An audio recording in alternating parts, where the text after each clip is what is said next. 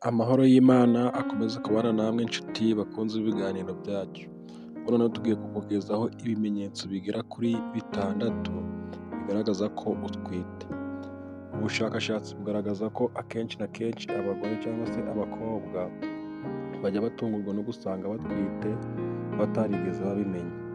Hari igihe umuntu akora imibonano mpuzabitsina idakingiye akibaza yasamye cyangwa se ntiyasamye, ugasanga ahoze ku rugo rw'ikekwe rumeze gutyo, noneho ugasanga ari guhura n'ibimenyetso bigiye bitandukanye ariko ntamenye ko ari byo.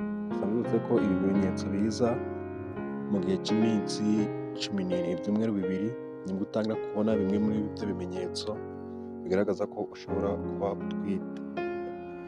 Rero ubu bushakashatsi bugaragaza ko abagore n'abakobwa batungurwa no kuba babona batwite, abandi bagategereza ko ukwezi gushobora kuba kwashira kugira ngo babone cyangwa se barebe ko babona imihango nk'ikimenyetso kigaragaza ko atasamye.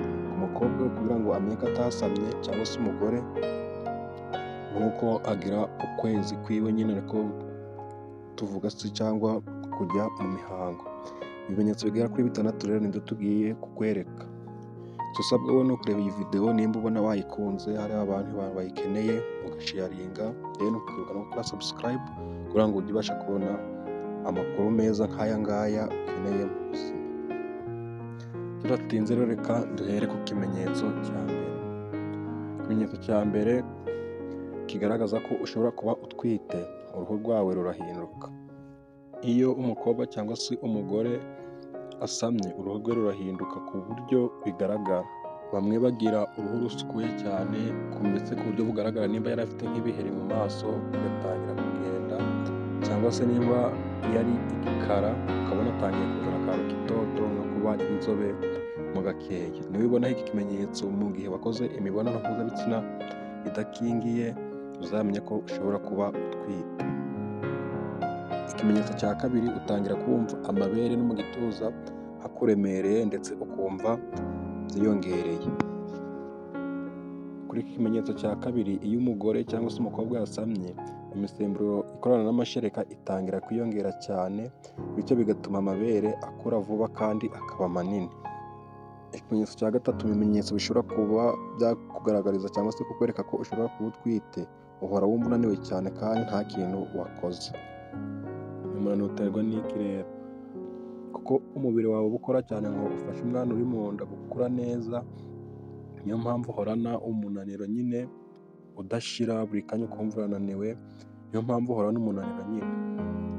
Umunaniro udasobanutse bitewe n'umusemburo wa progesterone uba wiyongereye mu mubiri, ugatuma nyine ugira ibitotsi bya hato na hato bidasobanutse, utazi aho bivuye, buri kanya ukumva ushaka gusinzira nyine. Biba byatewe n'uwo musemburo nyine wa progesterone uba wiyongereye mu mubiri. Ikimenyetso cya kane mu bimenyetso nyine bishobora kwereka ko utwite, ni ukugaragaza imyitwarire idasanzwe nk'uburakari bwinshi n'ibindi. Akenshi na kenshi wumva ngo umugore utwite ahorana uburakari, umushi udashira n'ibiki byose. Ibi bimenyetso ntuze ko biza mu byumweru 2 mu gihe wakoze imibonano mpuzabitsina idakingiye.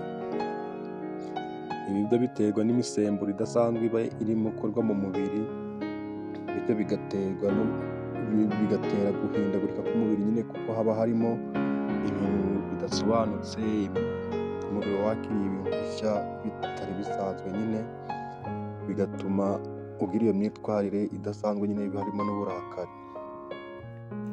Ikimenyetso cya 5 gishobora kukwereka ko ushobora kuba utwite, umuntu ushaka kurya ibiryo byinshi kandi cyane mu gihe gitoya.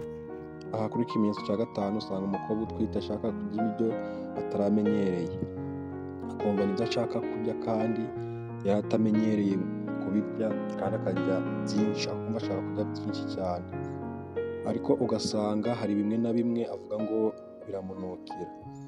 Yewe na bya bindi yakundaga cyane akumva ari kubihurwa, akumva ntabwo ashaka kubirya, bitewe n'uko nyine mu mubiri we haba habayemo impinduka zidasanzwe.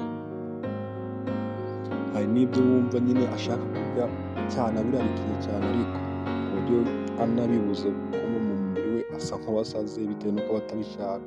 bitewe n'uko aba atabibonye, ugasanga n'ibindi bimuhumurira cyane kurusha ibindi.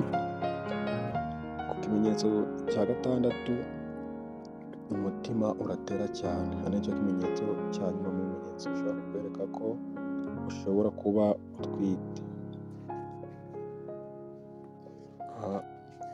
Ahangaha kuri ikimenyetso cya gatandatu, bitewe n'umuvuduko w'amaraso uba wiyongereye, bituma umutima utera cyane, ugasanga byibuze wiyongereho gutera inshuro hagati ya 10 cyangwa se 15 mu gihe cy'umunota. Urumva nyine uba urimo utera cyane. Umukobwa cyangwa se umugore, nimba uri kwibonaho ibimenyetso twavuze haruguru, ubona bimwe muri byo urabifite kandi ukaba uzi yuko mu byumweru 2 bishize wakoze imibonano mpuzabitsina idakingiye, byaba byiza wihutiye kwa muganga kugira ngo ubashe kujya kwisuzumisha umenye icyabyo, egare uratwite cyangwa se ni ibindi bibazo biri mu mubiri wawe. Byaba byiza rero wihutiye kujya kwa muganga kugira ngo umenye impamvu yabyo. Turabashimiye mwe mwese twabanye muri iki kiganiro.